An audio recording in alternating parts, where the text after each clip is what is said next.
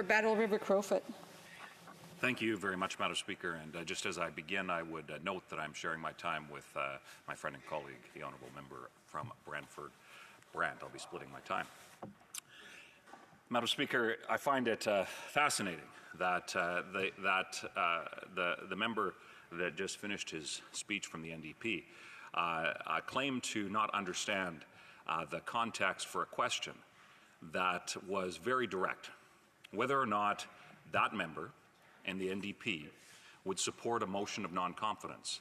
To put the line in the sand, or the red line, I believe is what they called it at the previous NDP convention, where members of the NDP were not very happy, party members of the NDP were not happy with their leader and the direction that they were going when it comes to propping up the Liberal government and the scandal and corruption, the waste, the mismanagement that is happening. And yet that member, when given a very clear opportunity to put on the record that he would vote non-confidence, he refused to do so. And Madam Speaker, the reason why this fits so clearly into the debate here, and I know that my colleagues across the way certainly don't like, especially with the how by-elections certainly don't seem to be their strength as of late, they seem to be terrified of hearing what Canadians have to say. They seem to be terrified of hearing that there is a desire for things like accountability.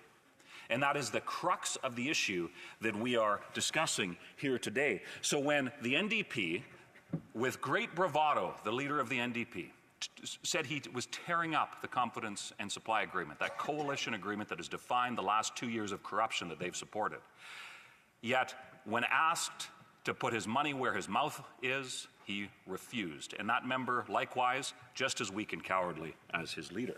Now, we have before us GC strategies. Point of order, the honourable member for Windsor West. I will not sit here and be told I'm a coward. And I think that's unparliamentary.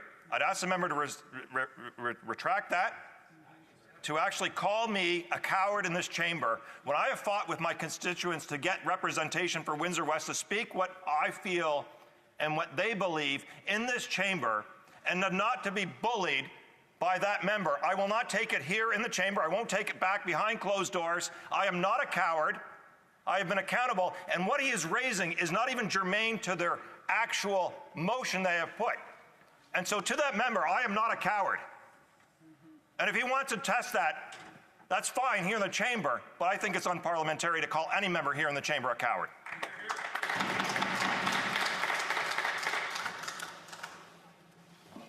On the point of order, the honourable member for Battle River Crowfoot.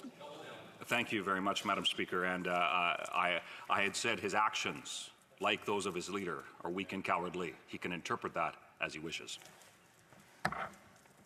Again, I would just remind members that to be very careful on the words that they use. If it does cause disorder in the House, they shouldn't be using those words. I didn't hear the whole sentence that the honourable member had used, aside from what he's just told me. We will review the Hansard, and we'll come back to the House as necessary. The honourable member for Battle River Crowfoot. Thank you very much, Madam Speaker. Now back to the speech where I was talking about Liberal corruption, and in particular how over the course of the last number of years we have seen a unprecedented level of corruption take place. And that is no more true than in the case of GC strategies. And that this report from OGO, how specifically it talks about the need for the basic level of accountability. In fact, what this motion does is it takes the politics out of it by asking the Auditor General to step in and do a performance audit on GC strategies. Most notably, and it's been mentioned in the discussions that have happened thus far this morning, Madam Speaker, that this two-person firm named GC Strategies not because it's associated with the Government of Canada, but because they want that perception in order to be able to manipulate the process in order to get these contracts. And where the ArriveCan specifically, what was originally budgeted as $80,000, it ended up ballooning to a cost that we don't even know what the final number is, other than it's probably north of $60 million. That is a level of corruption that is astonishing and that Canadians are demanding answers for. And what is so frustrating is that I hear from my constituents on a regular basis. I hear from Canadians from coast to coast that there is a level of frustration and an erosion of trust that has taken place in these institutions that normally, historically, we could have been able to trust. You know, there was a very poignant statement that was made to me by somebody that didn't consider themselves that political. They didn't really have, you know, a particular party that they championed. They were just a regular Canadian. And what they had shared with me is that we used to be a country where if you didn't like the guy in charge, you could still respect the office to which they held. And unfortunately, we've come to the point where the actions of that Prime Minister and those Liberals supported by the NDP, including a refusal to commit to put their foot down and not just do press stunts to actually oppose the agenda that they still support. And what we see in this country is that there has been an erosion of trust in our institutions. And the fact that, like the previous member had mentioned, this could have been done in-house for significantly less. It could have had the basic level of accountability through the process. And the Liberals are saying, well, yeah, we might have made mistakes, but, you know, let's just move on. Well, I'm sorry, Madam Speaker. $60 million spent, and close to $100 million that went to GC Strategies with various contracts that showcase the corruption and the scandal at a time when Canadians are going hungry. Food banks are seeing record usage. We are seeing a level of an erosion of trust because Canadians look at how the friends of the Liberal Party are getting rich while they're being stripped of everything. And Madam Speaker, that fact, and I know that is the case from across this country, and it is so regrettable that the NDP, when given the opportunity, refuse to take a stand. And I'll let Canadians judge that for what it is. Madam Speaker, we will now have, I believe, a vote after question period on this issue, asking the Auditor General to take a look, to dig into the details of $100 million. And I'd like to, if I could, just for a second, to remind all members of this place that whenever the government has a dollar, whether it's the salaries that we earn as parliamentarians, whether it's the dollars that go to pay for the services that public servants provide, whether it's the dollars that are paid out in benefits, whether it is things like our military, RCMP, and of course you could go down to the other levels of government. At the core of every dollar that government has is the fact, and this is a fact, and I would hope that this defines the respect that needs to be shown for the dollars that government has, is it's not government's money. It is the money of taxpayers, hard-working Canadians that pay a percentage of their income, a percentage of the things they buy, whatever the case is, the various taxes that exist. They pay part of that that goes into government coffers. Those are hard-earned dollars. The sweat, the work, the blood of so many Canadians go to earn those dollars, and it is bewildering how little respect those Canadians are shown because it is Canadians' money. So when we talk about a two-person firm getting $100 million, most of which was in sole source contracts, friends of the Liberal Party, that wine and dine Liberal staffers and Liberal elites, it is astonishing that the arrogance to which that government and the other parties that support them approach this lack of accountability. So, we have the work that the OGO committee has done, and I know my colleagues, including an Alberta colleague who chairs that, they've done a tremendous amount of work exposing some of this corruption, the need for accountability. And in the case of the 13th report of the Standing Committee on Government Operations and Estimates, often referred to as the mighty OGO, there is a simple request to call in the auditor, General, the nonpartisan auditor that can look at the books. So, Madam Speaker, I would suggest that in a country like Canada, that shouldn't be controversial. And it is so regrettable that opposing corruption has become something that the Liberals try to make and turn into controversy. Well, Madam Speaker, I stand here as a representative of about 110,000 people, over 53,000 square kilometers in beautiful East Central Alberta. Proud to stand up for accountability for the people that I represent and the hard-earned dollars that they send to Ottawa to steward that with the most basic level of accountability that them and all Canadians deserve. The Honourable Government Deputy House Leader. Questions?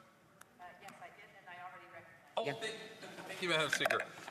Madam Speaker, you know, the member talked about Canadians not trusting their government and Canadians having concern over being able to trust institutions. But I'm wondering how much of a role he believes that he plays in that. Because he comes in here and he talks about corruption and this government's being corrupt and they're just filling the pockets of their insiders. And he talks about GC Strategies. But meanwhile, GC Strategies, Madam Speaker, used to operate under the company name Cordell.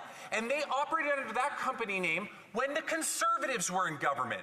So for him to suggest that these are some kind of Liberal insiders is just completely false. Anybody who says that is lying because it's not true. So I'm wondering if the member can tell this House what role he plays in bringing forward these ideas and in misinformation and informing Canadians to purposely pit them against the institutions that he said a constituent was raised a concern with him about. That's a good point. The Honourable Member for Battle River Crowfoot. Well, thank you, Madam Speaker. I think it is become increasingly clear across this country that Canadians are sick and tired of those Liberals. And I want to remind the Honourable Member who is yelling out her comments that if she wishes that if she wishes to participate in the debate, she should wait till questions and comments. The Honourable Battle River Crowfoot. Thank you very much, Madam Speaker. So for that member to somehow suggest that calling for accountability is anything other than the very basic job that a parliamentarian or a parliament should do, exposes to all Canadians the problem that exists within that party. Madam Speaker, Canada deserves better than the corruption that member supports. Questions and comments. The Honourable Member for Berthier-Masquinongé. Thank you, Madam Speaker. Now, the colleague brought up a number of important points, incredibly important points, especially with regards to accountability. The government does not take responsibility for its actions. It is not accountable.